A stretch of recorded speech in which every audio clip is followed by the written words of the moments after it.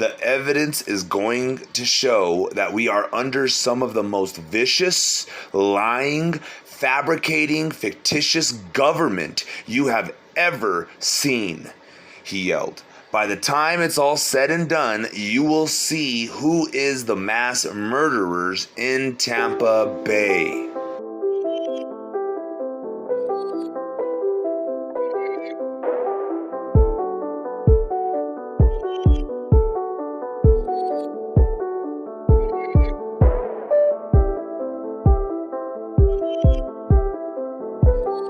Welcome, cartel members, anons, Facebook friends, Twitter followers, random YouTube viewer, thanks for joining me.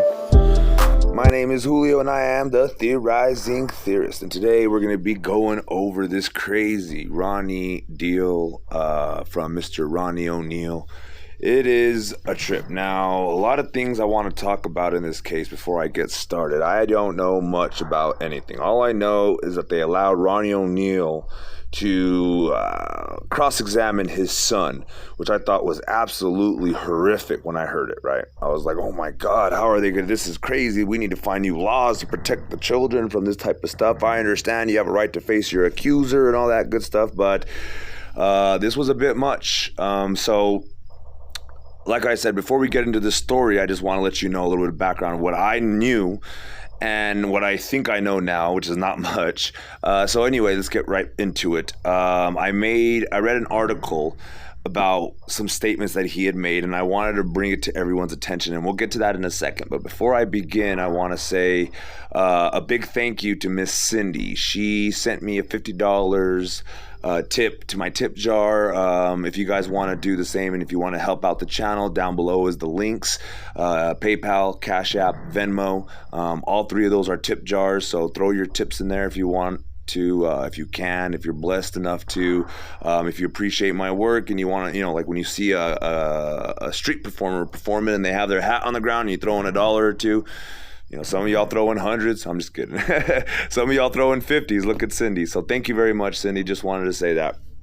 Anyway, guys, also be sure to like, subscribe, share, follow, comment down below. Comment section is lit all the time.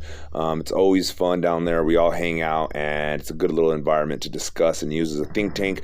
We also got a Discord. Check out my community tab. You'll see the Discord there, links to the Discord at least. And I think that's all I have for you as far as housekeeping goes. But back to this Ronnie Oneal case, Ronnie Oneal. I thought it was horrific too when I first heard that part of it, right? And I don't know much of the details and all of that, but after listening to Mr. Ronnie Oneal's closing argument, which I'm going to try to include at the end of this video, if it's not available yet, which I don't think it will be, I'll make sure to play it again or try to upload it or something to that effect. Either way, check it out if you haven't yet, or check it out. It is amazing. Again, at first glance, looking at Ronnie Oneal, I get everyone's first impression. I thought, don't be a menace to South Central, or don't be a menace to society, whatever it's called. With the Wayans brothers, with how you had. That's what I keep thinking every time I see the dude. So I'm like, it's that between across him and The Weeknd, right? So I don't know why he decided he should have stayed with how he looked in his booking photos. Maybe it's a strategy. Who knows? But the guy speaks very well. He sounds better than the lawyer that's down, going against him. He's tearing him up. That's my opinion. You let me know what you guys think in the description box below. But basically, in the thing, he goes over the times of phone calls that were made. He's basically alleging that the police department fabricated lots of evidence, literally fabricated it. And if you listen to the audio, it almost sounds like they did. And I hate to say that, but for me, my little bit of a trained ear, it sounds like they put audio over the 911 call, and then you hear somebody scream Allah Akbar, Allah Akbar, Allah Akbar, in a real thick Muslim accent, right? And this guy has no accent, right? So I don't know. I'm just telling you what I heard. Obviously, theorizing theorists, non-factuals here, but this is some crazy stuff. So then I'm going to read to you what this guy wrote or said in this article from Vlad TV or something like that. And it pretty much at the beginning you heard what he said, but I'm going to read the whole article here for you. And I'm telling you, man, it's very suspicious how they have the detective. If you watch the closing arguments, the lead detective adopted the son that was the star witness against the defendant. You understand that? So it'd be like you commit a crime. Not even, let's say, I can't even put it into words. It's just, it is what it is. So the lead detective trying to get this guy to go to jail said he would love to adopt this poor child, right? And they adopted him out, which sounds great. I'm just a theorizing theorist. Obviously, if Mr. Oneal did this and the cop adopted this young child and it's all on the up and up, which it doesn't sound like it is to me, then please accept my apologies. God will deal with me when he sees me, trust me. And anyway, so, but working from the heart and working from what I think I know and how I feel, at least, he did a crazy good job on the closing argument, not just with the whole thing, with the evidence he was showing and the way he was acting. It was very reminiscent of My Cousin Vinny. Is that what it's called? The show with the lawyer, with Joe Pesci or whatever his name is. Not Joe Pesci. What's his name? Yeah, Joe. Anyway, you know who I'm talking about, where he's talking about the brick and it's the truth, and you can. I don't know. It's hard to describe how he described it, but it's pretty much saying you can't hide the truth, let's just say. So right now, Ronnie Oneal is acting like he has the truth as his ace up the sleeve, and he's going against some crazy stuff. So it seems. So he is alleging a lot of stuff, and you would have to take his word for it. But us being the cartel that we are, we know a little bit more about how stuff operates behind the scenes with some of these police departments. And let me tell you, this is some scary, scary stuff. Now, if you don't know who Johnny Gosch is, okay, look him up. It's part of some White House deal where they were sneaking in little boys and raping them and kidnapping them off the streets with dog. You know how they used to catch dogs with those poles and a thing and a rope on the end of it? Well, they would pull up in little white vans and they would snatch kids off their bikes and just suck them into the van and drive off, fully protected by everybody. And they would deliver these kids to, I think it was the Bush administration. I could be wrong. Comment down below. I can't remember exactly what administration it was, but it was a big old ordeal. Johnny Gosch was one of the first missing kids on the side of a milk carton, whatever, I do believe. And there's a huge crazy story about him coming back to his mom saying all this stuff about how he was turned into this like Illuminati monarch, whatever, butterfly type deal thing. So it's really crazy story. But the reason I bring that up is, isn't it crazy how all these kids are disappearing and dying and all this crazy stuff is really going on? And it makes me wonder, is Joe Biden really finally settling into his position as president and like, fuck it, now I could do whatever the fuck I want, and I know it sounds strange. I'm not trying to say Biden is coming down here and doing all this shit or whatever, but I'm just saying there's a lot of fucking child deaths going on these couple of days, past couple of months, a lot of trauma to the community. Who's doing it? Are some of these false flags? Maybe. I know some people are questioning Gernon being real or not, man. And same with some of these other incidences that have happened in the past year, let's just say. So comment down below what you guys think about this weird rash of child murders and disappearances and kidnappings and parents murdering their kids and all this crazy stuff, and then crazy circumstances surrounding this crazy stuff. So it's really trippy stuff. And I just kind of wanted to bring it up for debate, bring it up to y'all cartellers so we can kind of discuss it down in the comment section below. It's reminiscent of that, I would think, at least. It's just too many kids. I mean, what else can you say? All these lunatics all just woke up at once, or did they get the go-ahead, the green light? What happened? Is this a deal where, I just have no clue. So anyway, back to Ronnie Oneal, not to divert too much into this Johnny Gosch deal, but look him up, Johnny Gosch. And anyway, back to the Ronnie Oneal deal. So he does a really good job describing the times. He says, listen, you got to watch the closing arguments. I didn't watch the whole case, and I only watched part of when he interviews his son, and I was disgusted when I saw him saying, like, it's nice to see you again. And it really grossed me the fuck out. So please don't go into my comment section saying you're gross for defending this dude. I'm not defending anybody. I'm just saying he brings up some very relevant theories. And I think if you are going on the whole beyond a shadow of a doubt, this guy absolutely crushed it.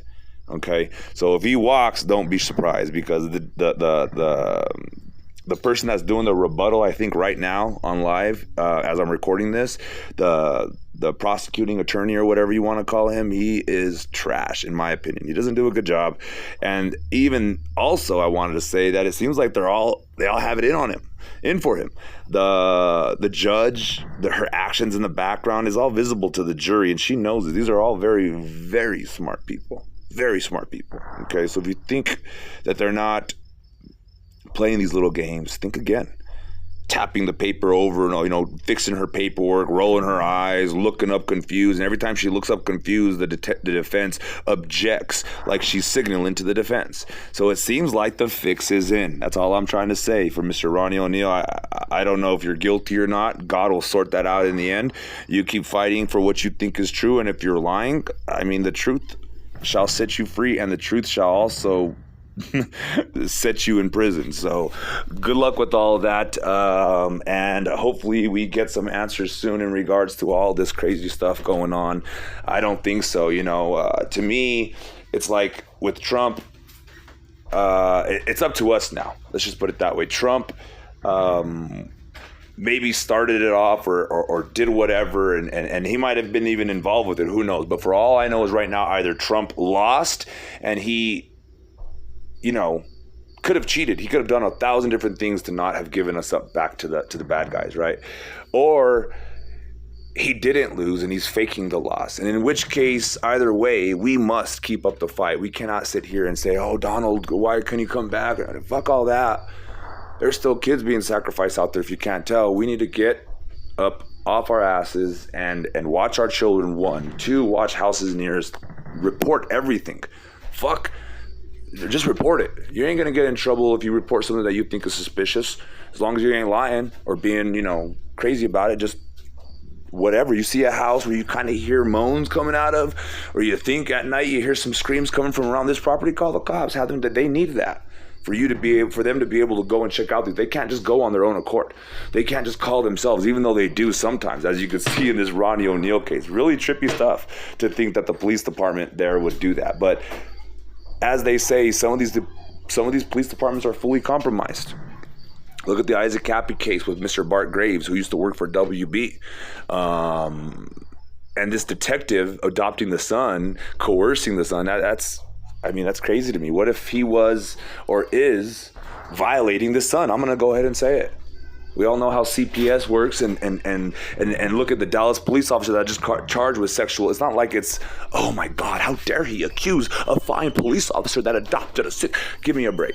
We're adults here, okay? I'm the theorizing theorist. So I hope I don't lose any of you guys as subscribers for not defending Ronnie Oneal, but just saying he did an excellent job in his closing arguments. I'm going to go back and look as much as I can. You guys link me up in the comment section below with your rebuttals. Maybe you guys know a lot more info that I know that I don't know, but it just sounded to me, after listening to his entire closing argument, that it wasn't him.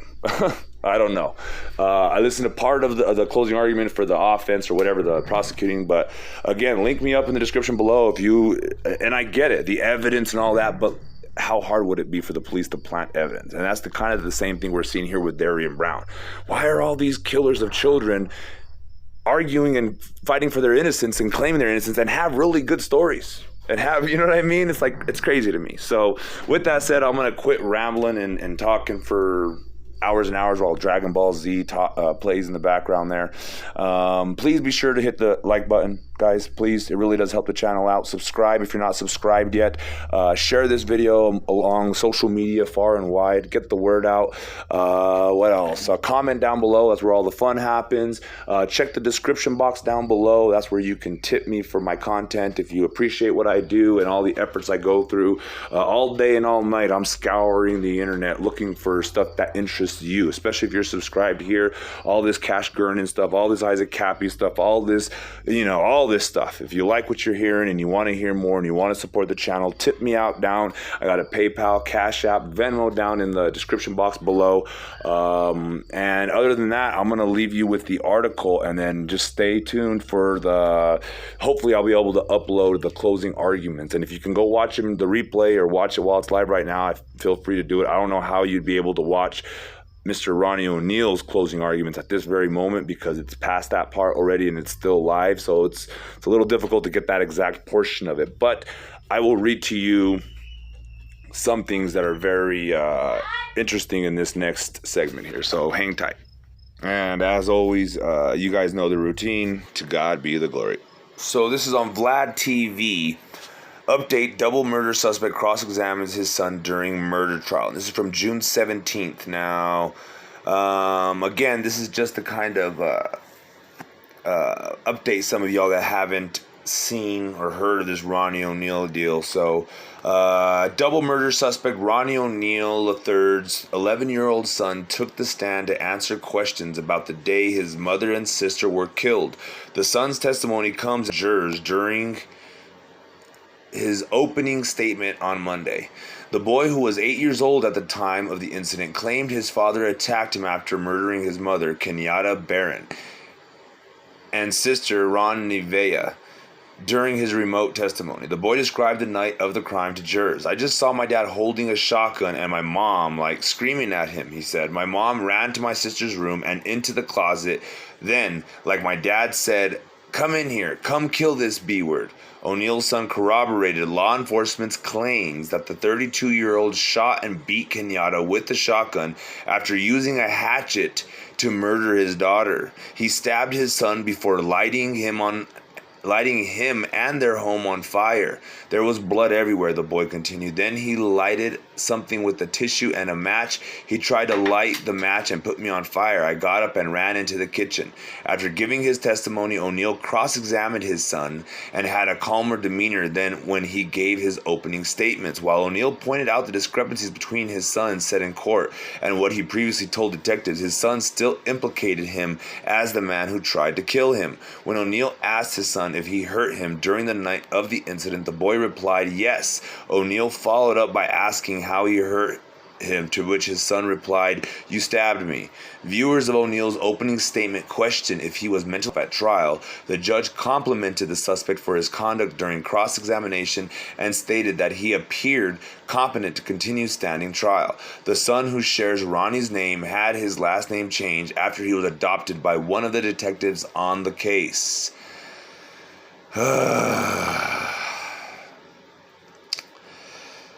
The murder trial of a Florida man accused of killing his girlfriend and 9-year-old daughter before attempting to murder his son in 2018 began yesterday. Let's see here. I don't want to reread stuff here. The evidence is going to show that we are under some of the most vicious, lying, fabricating, fictitious government you have ever seen, he yelled. "By the time it's all said and done, you will see who is the mass murderers in Tampa Bay." Let me repeat that. The evidence is going to show that we are under some of the most vicious, lying, fabricating, fictitious government you have ever seen, he yelled. "By the time it's all said and done, you will see who is the mass murderers in Tampa Bay." Ronnie Oneal is facing 2 counts of murder and 1 count of attempted murder. Because he's representing himself, he'll be able to cross-examine his son, who was 8 years old at the time of the murder.